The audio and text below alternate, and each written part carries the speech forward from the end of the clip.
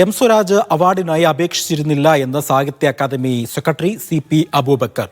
16 award ജേതാക്കളിൽ 11 അപേക്ഷ നൽകാത്തവരാണ്. മുൻപും സാഹിത്യകാരന്മാർ അവാർഡ് നിരസിച്ചതെന്നും സ്വരാജിൻ്റേത് അത്ഭുതകരമായ കാര്യമല്ലെന്നും CP അബൂബക്കർ. ഇവരോട് ആരോടും ചോദിച്ചിട്ടൊന്നുമില്ല.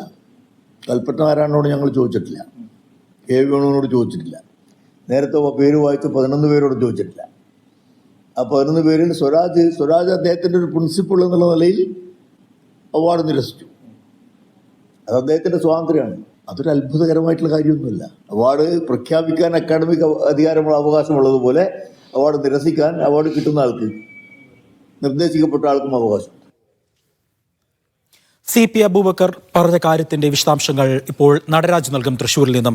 നടരാജ്, ഇപ്പോൾ സാഹിത്യ അക്കാദമി സെക്രട്ടറി പറയുന്നത് പോലെ 11 പേരും അപേക്ഷിക്കാത്തവരാണ്. അവർക്ക് അവാർഡ് നൽകിയത് സാഹിത്യ അക്കാദമിയുടെ ഇഷ്ടപ്രകാരമാണ്. അത് അവർക്ക് സ്വീകരിക്കുവാനും നിരസിക്കുവാനുമുള്ള ഒരു അവകാശം അവർക്കുമുണ്ട്. സ്വരാജും അത്തരത്തിലാണ് ചെയ്തത് എന്നാണ് അദ്ദേഹം പറയുന്നത്. എന്തായിരുന്നു അദ്ദേഹത്തിന്റെ വാർത്താ സമ്മേളനത്തിലെ പ്രസക്ത ഭാഗങ്ങൾ? ഇന്നലെയാണ് സാഹിത്യ അക്കാദമി പുരസ്കാരങ്ങൾ പ്രഖ്യാപിച്ചത്. ഇതിൽ എൻഡോമെന്റ് അവാർഡുകളിൽ CB കുമാർ അവാർഡ് ഉപന്യാസ വിഭാഗത്തിൽ M സ്വരാജിനാണ് ലഭിച്ചത്. പൂക്കളുടെ പുസ്തകം എന്ന പുസ്തകത്തിനാണ് അവാർഡ് നൽകിയത്. ഇത് സംബന്ധിച്ച് പിന്നീട് നടത്തിയ പ്രതികരണത്തിൽ M സ്വരാജ് അവാർഡ് സ്വീകരിക്കുന്നത് അറിയിച്ചിരുന്നു. തന്റെ നിലപാടാണ്, താൻ ഒരു പുരസ്കാരം സ്വീകരിക്കുന്നില്ലെന്നും അദ്ദേഹം പറഞ്ഞിരുന്നു. ഇത് വിവാദമായ ഒരു പശ്ചാത്തലം കൂടി വന്നതോടെയാണ് സാഹിത്യ അക്കാദമി നിലപാട് വ്യക്തമാക്കിയിട്ടുള്ളത്. അവാർഡിനായി അപേക്ഷിച്ചിരുന്നില്ല M സ്വരാജ് എന്ന് അക്കാദമി വ്യക്തമാക്കുന്നു. 11 അവാർഡുകളിൽ 11 അപേക്ഷ നൽകാത്തവരാണ് പുരസ്കാരങ്ങൾ അർഹരായവർ. കഴിഞ്ഞ തവണ പുരസ്കാരം നേടിയതിൽ 3 പേരും പുസ്തകമായിട്ട് അപേക്ഷിച്ചതല്ല. അക്കാദമി ലേഖനത്തിൽ നിന്ന് തെരഞ്ഞെടുത്ത പുസ്തകങ്ങൾ എല്ലാ കാലത്തും പരിഗണിച്ചിരുന്നു.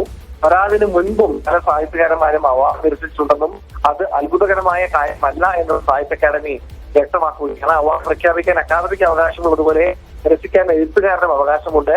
2024 അവാർഡ് അർഹരായ പുസ്തകങ്ങൾ തെരഞ്ഞെടുത്ത ജൂറിയെക്കുറിച്ച് അന്ന് ചോദ്യങ്ങൾ ഉയർന്നിരുന്നില്ല.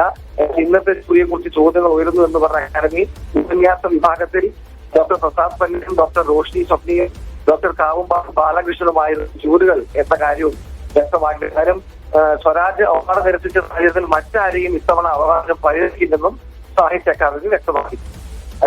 ശരി, നടരാജാണ് വിവരങ്ങൾ നൽകിയത്.